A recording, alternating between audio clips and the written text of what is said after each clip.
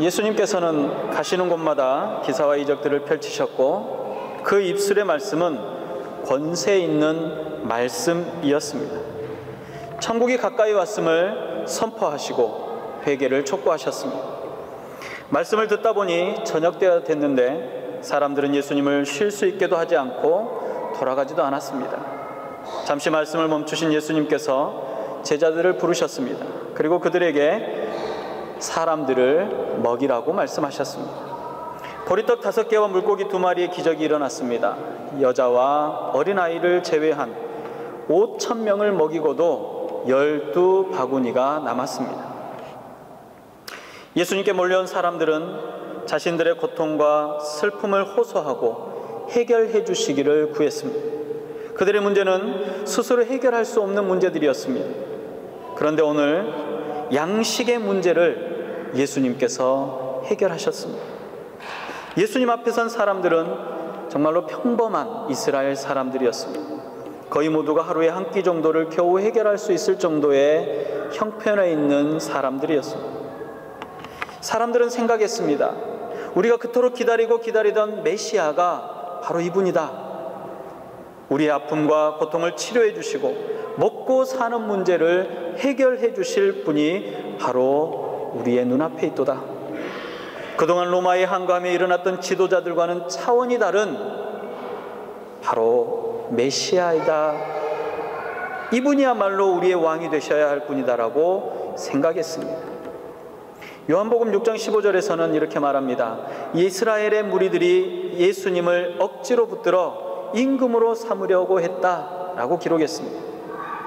마음의 생각을 아시는 주님께서 제자들을 재촉하시며 갈릴리 맞은편 마을로 이동하시기로 했습니다. 제자들의 배는 맞은편 마을을 향해서 출발을 했습니다. 그리고 예수님께서는 사람들을 보내시고 조용히 기도하신 후에 따로 출발하셨습니다. 24절에 보니까 배가 이미 육지에서 떠나 수리를 떠났다라고 말합니다.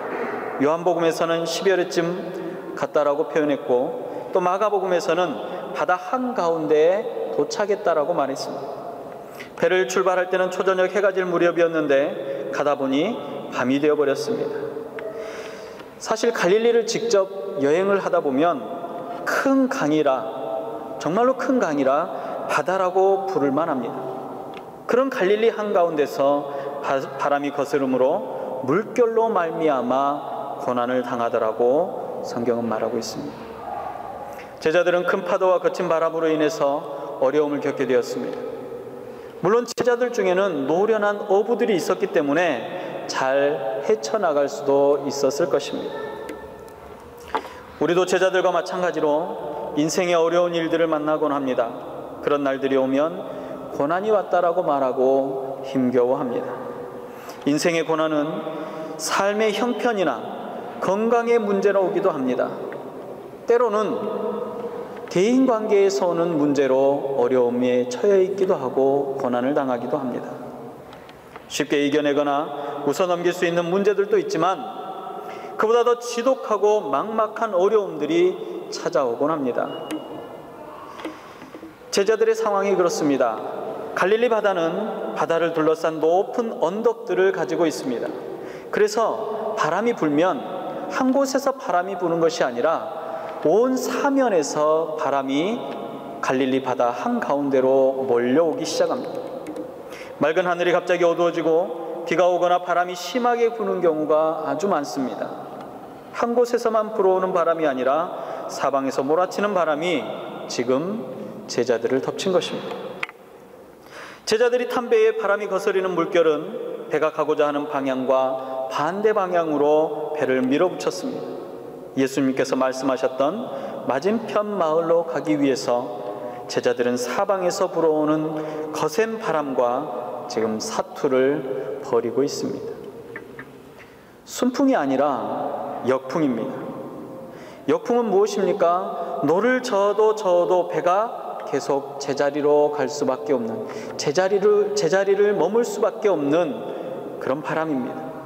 바람이 심하더라도 순풍이면 얼마나 좋습니까? 바람을 등지면 그 배는 더 빨리 목적지로 향할 수 있습니다.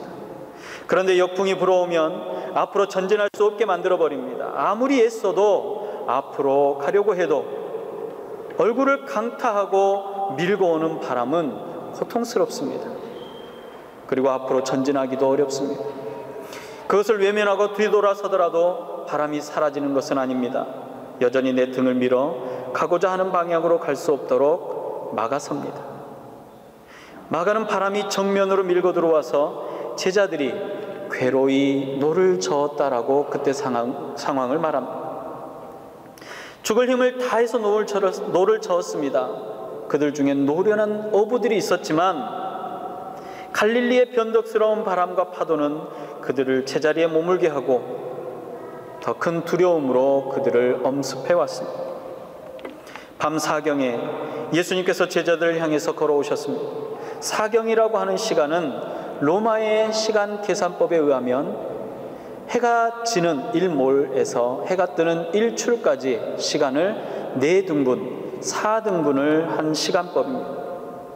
그래서 사경이라고 하는 시간은 새벽 3시부터 6시까지의 시간을 말합니다. 그 시간은 아침 해가 뜨기 이전까지의 시간이며 그 시간 안에는 캄캄함이 더 심하고 어두움이 더 짙어지는 시간입니다. 초저녁에 출발한 배가 새벽 가장 어두운 시간이 다 되도록 목적지에 도착하지 못하고 거센 파도와 역풍으로 생사를 오가고 있습니다. 어쩌면 제자들의 인생에서 가장 어둡고 가장 두려운 시간이 지금 임했는지도 모르겠습니다. 밤 사경에 그것도 사방에서 불어오는 바람과 거센 파도가 몰아치는 바다 위에서 예수님께서는 걸어오셨습니다. 예수님께서 제자들의 고난을 이미 알고 계셨던 것입니다. 그들이 얼마나 어려운 환경에 놓여 있으며 아무리 노력해도 도저히 이겨낼 수 없는 것을 그들의 형편을 잘 알고 계셨고 그래서 그때에 제자들에게 다가오셨습니다. 하나님의 성품을 대표하는 단어가 있습니다. 그것은 전지전능하심입니다. 모든 것을 아시는 하나님께서 제자들의 문제와 고난과 어려움을 이미 알고 계셨다라는 이야기입니다. 하나님께서는 나의 소망과 필요를 이미 알고 계시는 분이십니다. 내게 닥쳐온 어려움의 문제, 삶의 문제들, 힘들고 아프고 괴로운 문제들, 답답하기까지 한 일들을 이미 알고 계셨습니다. 고난뿐만 아니라 그 마음까지도 생각까지도 미리 알고 계시는, 나에 대해 모든 걸 아시는 바로 그분이 하나님이시며 예수님이십니다. 캄캄하고 어두운 시간, 그 중에서도 가장 캄캄하고 가장 어두운 시간에 가장 힘들고 고통스러우며 풍랑이 사방에서 몰아쳐 나를 위협할 때 바로 그때 주님은 제자들 앞에 나타나셨습니다. 제자들 앞에선 예수님은 이 모든 어려움 중에 도움이시며 구원자가 되십니다. 우리도 인생의 가장 어두운 시기를 마주하게 될 때가 있습니다.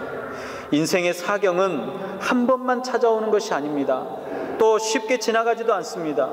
시간이 멈춰버린 것 같고 고통의 시간들이 끝나지 않을 것처럼 생각되어지는 일들이 우리 앞에 끊임없이 옵니다. 내게 주어진 모든 것을 다 동원해 보아도 어찌할 수 없는 상황이 우리 앞에 놓일 때가 종종 있습니다. 그럴 때 아무도 접근할 수 없는 그곳에 주님은 나를 찾아오십니다. 26절에 보니까 이렇게 써져 있습니다. 제자들이 그가 바다 위로 걸어오심을 보고 놀라 유령이라 하며 무서워하여 소리 지르거늘이라고 합니다. 배를 향해 오는 예수님을 보고 제자들이 놀라서 소리를 질렀습니다. 한 치 앞도 분간하기 어려운 어두움과 사방에서 몰아치는 바람과 무섭게 쳐들어오는 파도 사이로 어렴풋이 누군가가 오고 있었던 것입니다. 사실 그들에게 얼마나 무서운 순간이었을지 모르겠습니다. 이제 우리는 이곳에서 죽게 되었구나라고 생각했을 것입니다.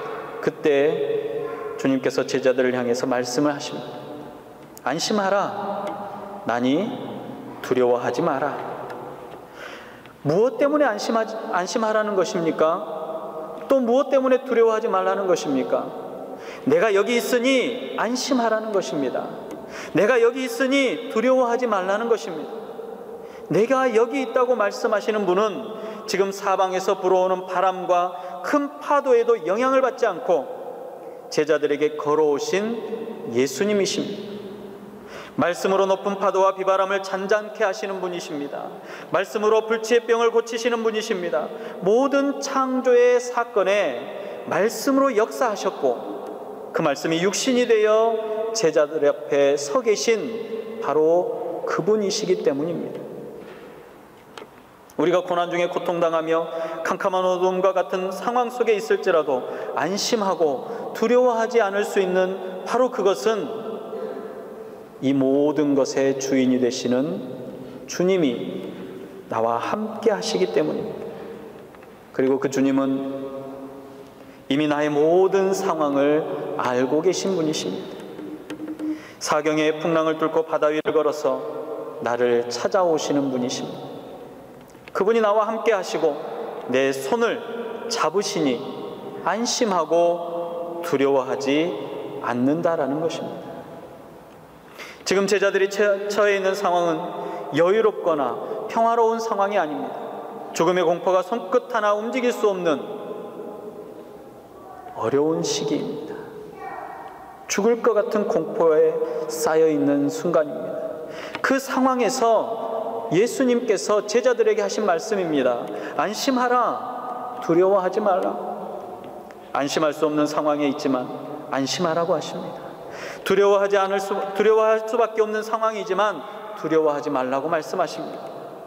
두려워하지 않는 은혜, 안심하고 평안할 수 있는 은혜가 오늘 저와 여러분들에게 임하시기를 바랍니다. 물 위를 걸어오셔서 내가 여기 있으니 안심하고 두려워하지 말라고 말씀하시는 예수님을 보고 베드로가 말했습니다. 주여, 만일 주님이시거든 나를 명령하셔서 물 위로 오라고 하소서. 베드로는 예수님을 향해서 말씀으로 역사하셔서 자신도 예수님처럼 물 위를 걸을 수 있도록 해주시라고 간청했습니다. 오라 하시는 말씀을 듣고 물 위를 걸어서 주님께로 한 걸음씩 걸어갑니다. 사방에서 불어오던 바람과 높은 파도로 죽을까봐 두려워했던 베드로가 이제 그 두렵고 위협적인 바다 위를 걷기 시작한 것입니다. 베드로가 딛고 선 것은 그토록 자신이 두려워하고 불안해하던 바로 그것입니다. 이제 그 위를 서서 걷고 있는 것입니다. 믿음은 이런 것입니다.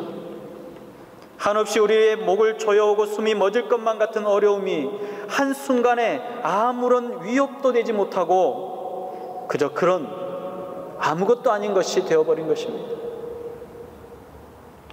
암흑과도 같으며 두려움에 쌓여서 한 발도 못 움직일 것 같은 바로 그 상황이 아무렇지도 않게 걸음을 옮기며 당당하게 서 있을 수 있어 걸을 수 있는 것이 바로 믿음이라는 것입니다.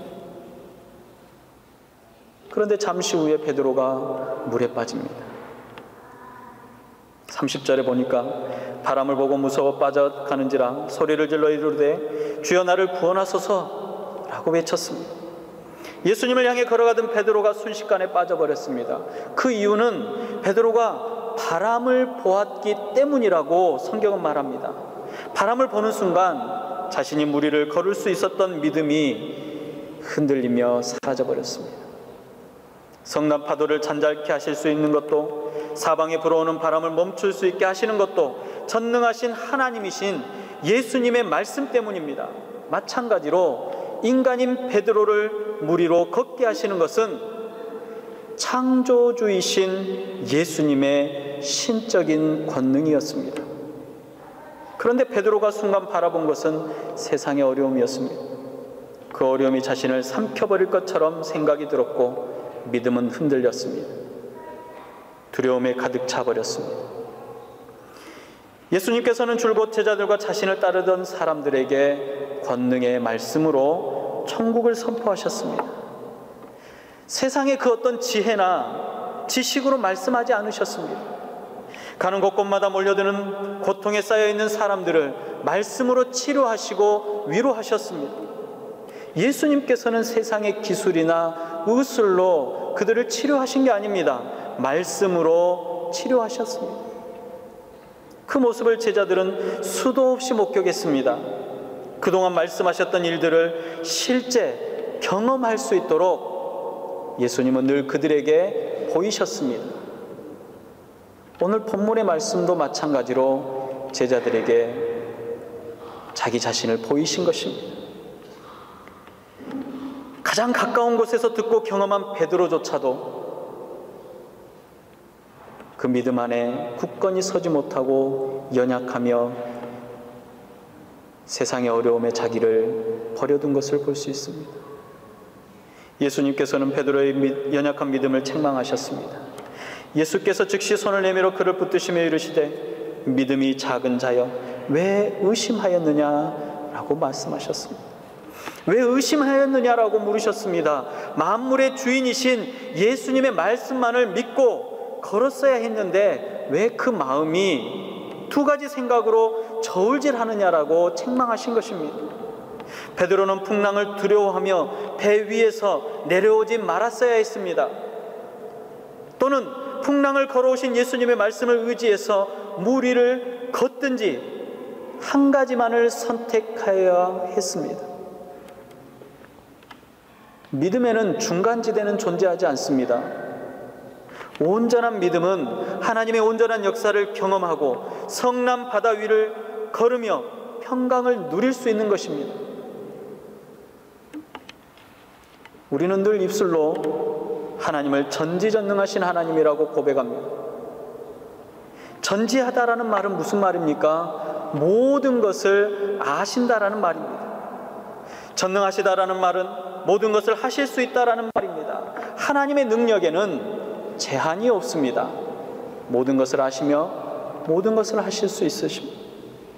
그런데 우리는 그런 하나님을 바라볼 때 늘 망원경으로 바라보는 것처럼 보려고 하는 경향들이 있습니다.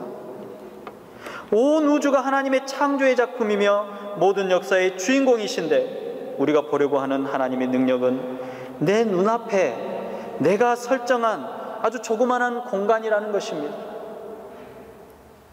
실제로 우리는 하나님을 마치 만원경처럼 봅니다. 이렇게 봅니다.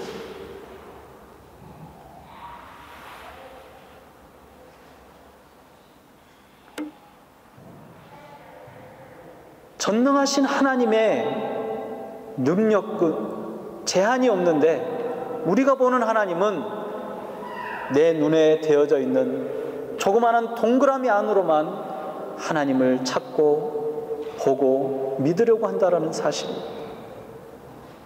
그리고 주변의 상황에 쉽게 마음이 빼앗겨 버립니다. 믿음이 없음을 드러내곤 합니다. 베드로가 보아야 했던 것은 자신을 위협하는 풍랑이 아니라 자연을 다스리시는 예수님이었습니다. 오병이어의 기적 이후에 제자들을 재촉하셨습니다. 급하게 갈릴리 맞은편으로 가라고 했습니다. 왜였을까요? 믿음이 연약한 제자들, 그들을 위해서였습니다. 사람들이 예수님에 대해서 오해하고 육신의 문제나 환경의 문제만을 해결해주는 해결사로 알고 높여 그들을 대표나 왕을 삼으려고 했기 때문에 그렇습니다. 예수님 앞에 온 사람들이 예수님을 망원경으로 보는 것처럼 그들을 치료하시는 어떤 분으로만, 그들을 대표하는 어떤 분으로만 보려고 할 때 예수님은 그것을 경계하셨던 것입니다. 제자들 역시 예수님에 대해서 믿음보다는 예수님께서 왕이 되실 때 자신들의 영광을 생각했습니다. 그래서 그들의 마음이 교만해지지 않도록 열광하는 사람들로부터 분리시켰던 것입니다. 그리고 그동안 말씀하셨던 하나님의 나라와 영원한 생명의 주인이 바로 예수 그리스도이신 자신임을 다시 한번 깨닫게 하신 것입니다. 예수님의 제자들이나 저와 여러분들 모두는 쉽게 주변의 환경에 영향을 받아서 무너져 버릴 만큼 연약한 존재들입니다. 우리의 믿음의 초점은 전능하시며 나와 함께 하시는 예수님이어야 합니다. 세상의 기준이나 환경에 초점을 맞추고서는 믿음의 역사가 일어나지도 않으며 믿음의 역사를 볼 수조차 없습니다. 도저히 해결할 수 없는 일로 혹시는 어려운 상황에 있습니까? 마치 암흑과도 같은 두려움과 위협에 쌓여 있습니까? 전능하신 하나님께서 저와 여러분에게 찾아오실 것입니다. 우리를 옥죄해 오던 문제들이 하찮은 것들이 되어질 것입니다. 하나님의 능력을 제한하려고 하지 마시기 바랍니다. 하나님께서 말씀하셨습니다. 내가 여기 있으니 안심하고 두려워하지 말라. 우리를 두렵게 하며 위협하는 성난 파도와 바다 위를 아무렇지도 않게 내려서서 주님께 달려가시는 여러분들이 되시기를 사랑 가득 담아 축복합니다. 기도하겠습니다.